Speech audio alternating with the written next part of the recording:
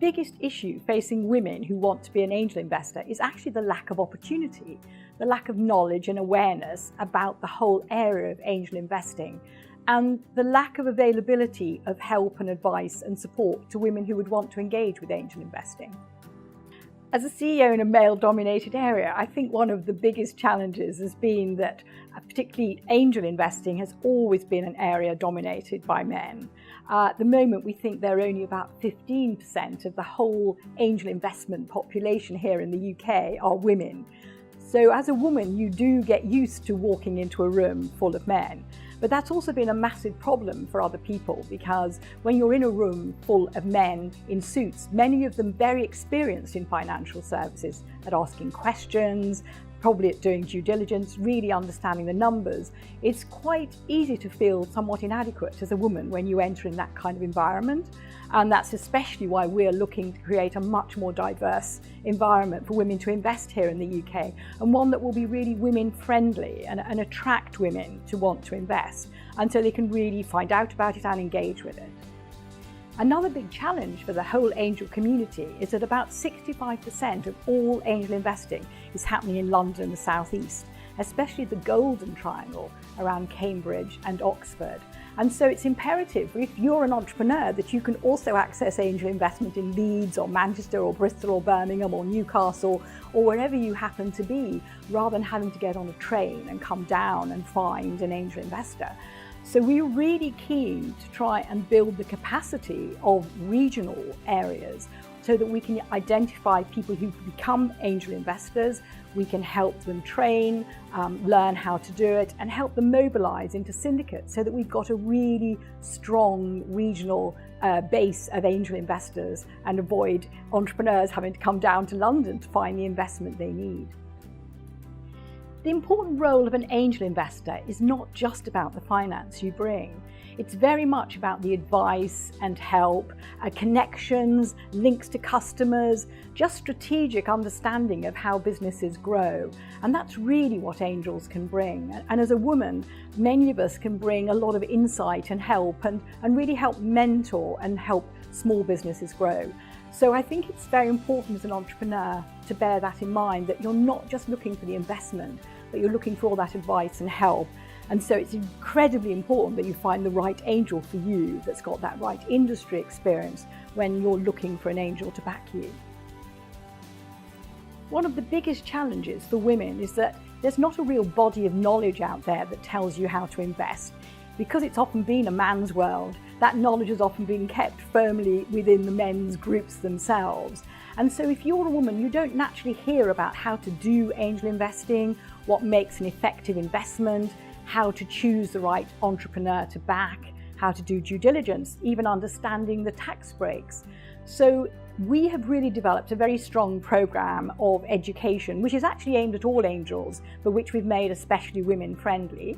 And we've put together 6 modules with 22 angel investors that we've recorded from right across the country, including a good number of those being women investors as well, who can really impart their knowledge and understanding and real tips and advice, but also to give you the core information and understanding of really how to do this well. So we've really brought that out now as a really strong program that people can do at home.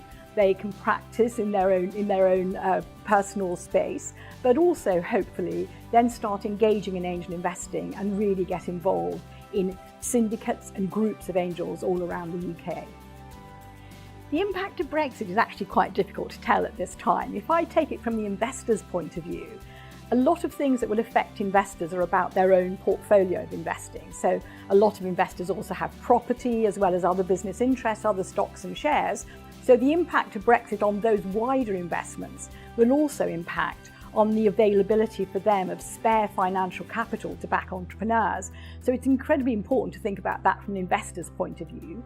And from an entrepreneur's point of view, of course, our big issue, of course, and when we're helping our portfolio of businesses, is will they have access to all the talent? Will the migration laws and rules that are coming in affect that capacity to reach out to the talent and skills that we need to help build businesses. And of course, reaching markets. And of course, with the customs tariffs and all the other complexities of Brexit that are still not yet resolved, it's really going to be difficult to know how far market access is going to be a big problem. But those will really affect the capacity of a small business to grow. Talent, access to markets, and general investment climate will really affect them post-Brexit. So we are concerned, although it's still a bit of an unknown territory at this time. So I think the real issue about getting more women to invest is really having the women who are already investing acting as much stronger role models. We really need women to talk out when they are investing.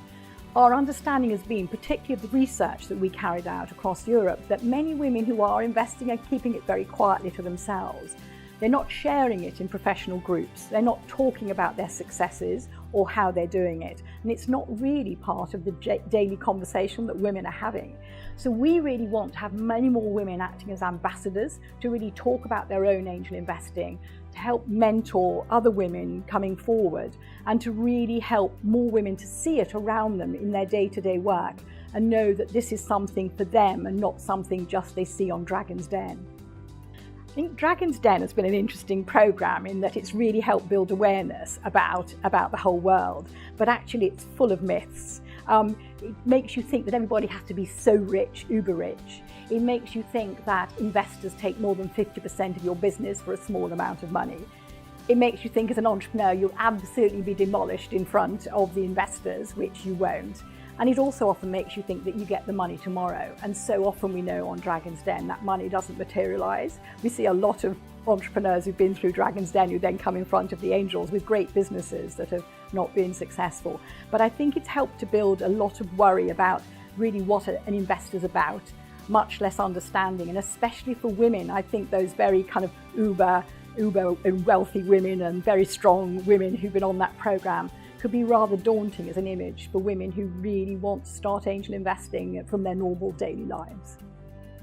As a woman investor, I'm particularly interested in women entrepreneurs, and I know that many of my other women fellow investors do have quite a strong portfolio in women entrepreneurs, but obviously I invest right across the board. I think there are some great areas coming through that women are engaged in as well as male entrepreneurs. And we're looking a lot at big data, the real way that big data is helping to converge with many other sectors. So artificial intelligence, Internet of Things, robotics, all of those areas are massively impacting areas like healthcare and e-commerce, all areas that many of us would be naturally investing in. But we can see these new opportunities coming through.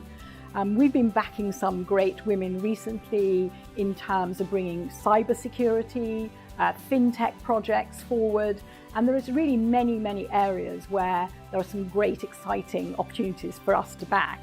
But it's women entrepreneurs and men entrepreneurs, I think, are really identifying the use of big data and those core technologies to really transform many existing areas that we've invested in to date.